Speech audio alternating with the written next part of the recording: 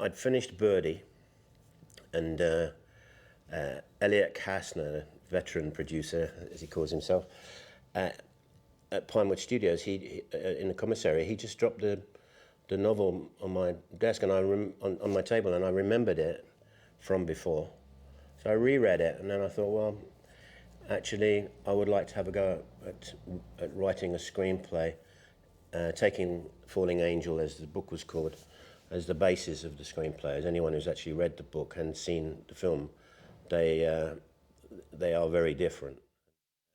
The big changes I made in the script from the book, obviously, great deal of the dialogue, most of the dialogue is original to the film.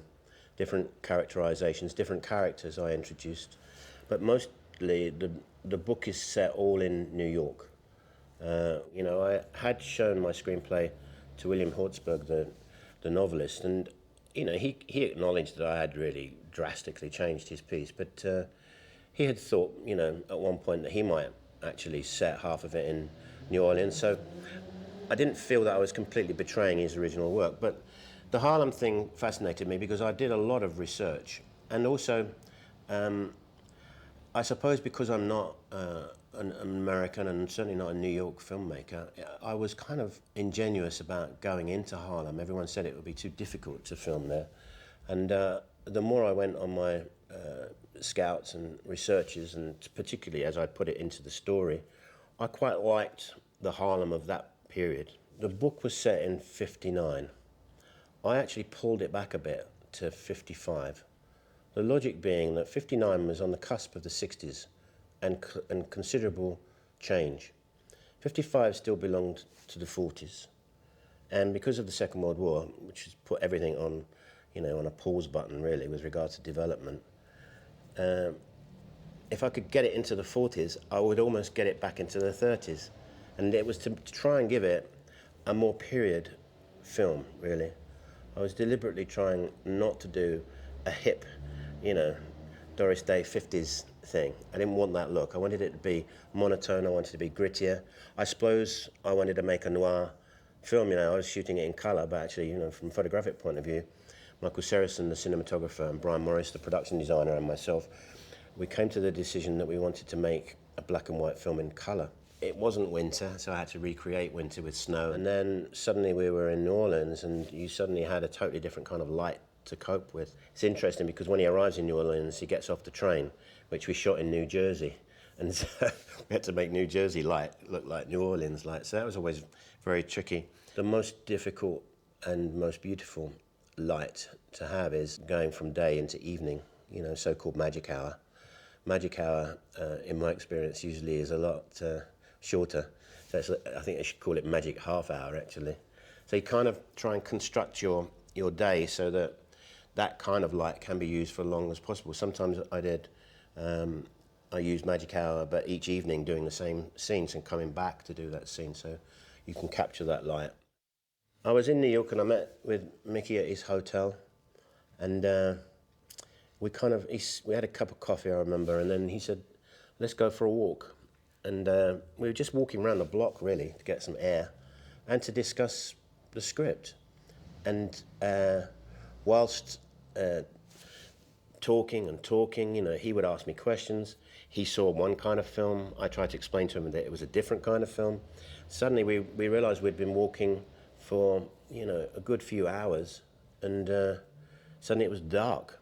The process really for a director and a writer working with an actor is, I suppose more the director really, is that they have to be comfortable with you, that the questions, one, are answered properly, and all the questions that actors give you are answered.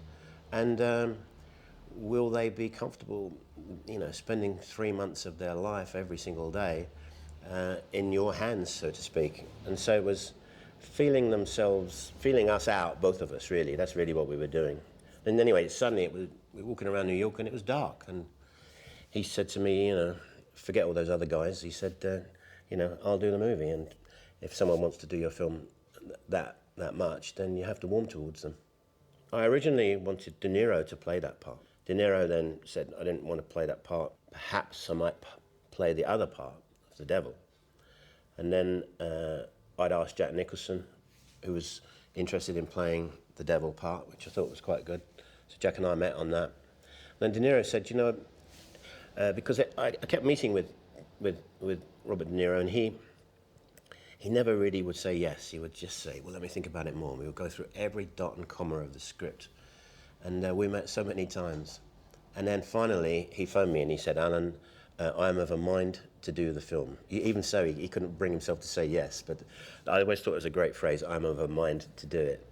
And he, you know, I think he didn't do more than 5 or 6 days shooting, but his presence is so important in the film. I was really thrilled to get him. I cast Lisa Bonet. To tell you the truth, I wasn't really aware of The Cosby Show. You know, I'd come from Britain and it's not the sort of program that interests me. And so I wasn't aware that she was this sort of, she had this squeaky clean image on that show. She came in and she read and she was great. She was a very, very good, accomplished actress. She looked very young.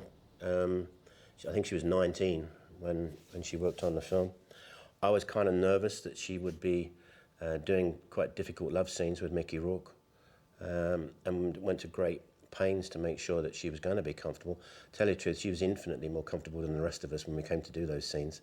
She was very mature about it, and if anything, I think, you know, Mickey and myself were the ones who were the most nervous shooting those very, very difficult scenes. The voodoo thing, it's a tiny aspect of the film, really. I mean, it just happens to be relevant to Epiphany and her character. I always thought that when anybody had ever done voodoo before, it was somewhat cliche, somewhat stylized, and it's very hard to do it for real. I just really saw as much old, kind of black and white documentary footage on voodoo, obviously, to give me the essence and the feel of what I was doing, you know. And then I had Louis Falco, who was the choreographer on Fame, with me. And Louis choreographed the whole thing for me, and I saw the rehearsals, and if Louis had had his way, that section of the film would have been about 30 minutes long, you know, and I had to condense it down into, you know, a very, very short period of time in the end. The most difficult thing was the actual, you know, supposed killing of the chicken, which of course, you know, we are not allowed to do on film. So that was all an illusion, thanks to a very clever prop man and a lot of phony blood. But it's actually quite effective on film. The original attraction was this fusion of the two genres, of the detective with the supernatural. I approached it totally for real. Never at any point did I not think that it would happen. I think people sell their soul to the devil every day of the week. In Hollywood, even more regularly.